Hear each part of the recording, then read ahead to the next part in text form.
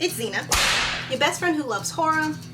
Hi! I just took a real swig of water, and so I feel like my lip is all drippy, but that's okay. It's important to stay hydrated. So today, guys, I want to talk to you about the most terrifying scenes in non-horror movies. The first movie we're going to be talking about is Willy Wonka and the Chocolate Factory from 1971.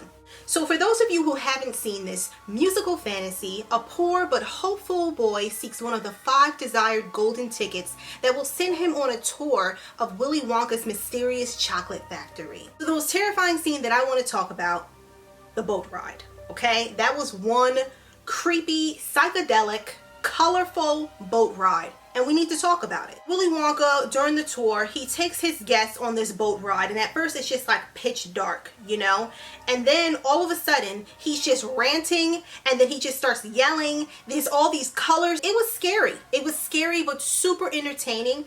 I absolutely love Gene Wilder. I love the way he performed in this movie. I feel like this movie really shows his range, because at first he's just like magical and whimsical and just positive, and you just want to hang out with him, dance with him, eat chocolate with him. What?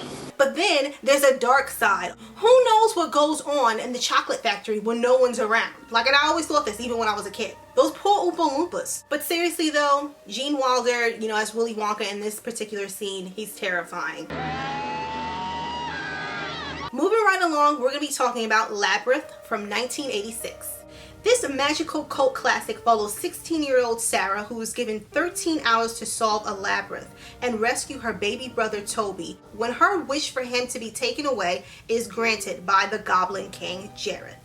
Everything about this movie is just perfect. I don't know why I'm yelling.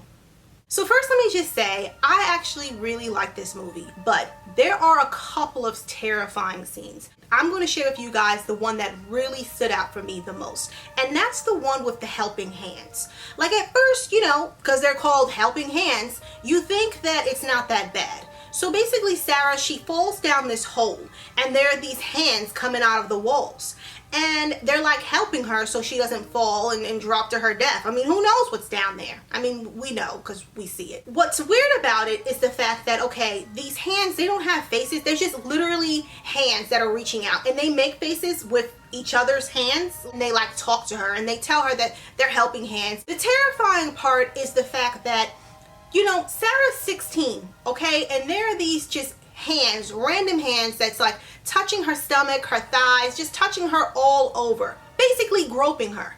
Then when she decides that instead of going up, because they ask her like, hey, would you like to go up or down? And she decides to go down. They pretty much laugh at the girl. Then they let go and she falls. And then another thing that I feel that's just kind of like terrifying, it's not really a particular scene, but it's the Goblin King Jareth. He's like obsessed with Sarah. And it's like, dude, she's 16. And he's obsessed with her baby brother Toby. He's a baby. Alright guys, so we made it to number 3, and we're going to be talking about Matilda from 1996. Directed by Danny DeVito, the film centers on a young genius girl named Matilda Wormwood, who develops psychokinetic abilities and uses them to deal with her scandalous family and her ruthless, oppressive, dictatorial principal, Trunchbull. So this is a movie that I really love, but truth be told, on the low, Matilda is a creepy movie. As much as I absolutely love it, I'm all for the creepy. I remember when they first, you know, was showing advertisements for this movie, I was so in love with it. I love magical girls because I was a magical little girl back then, and guess what?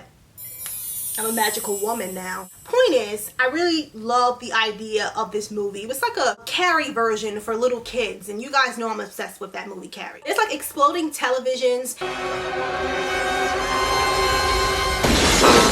There is a principal with high socks on, yelling at kids, making them eat cake until they vomit. Cookie! You will not leave this platform until you have consumed the entire confection. Grabbing children by their hair and throwing them over fences. Good release.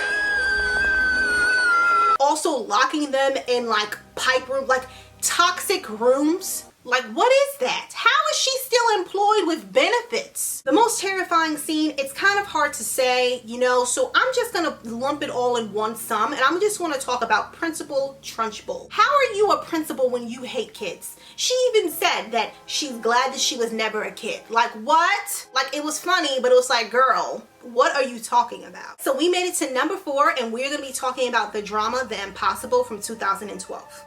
This film is based off of the 2004 Indian Ocean earthquake and the tsunami that claimed the lives of 230,000 people. It was one of the deadliest natural disasters in history.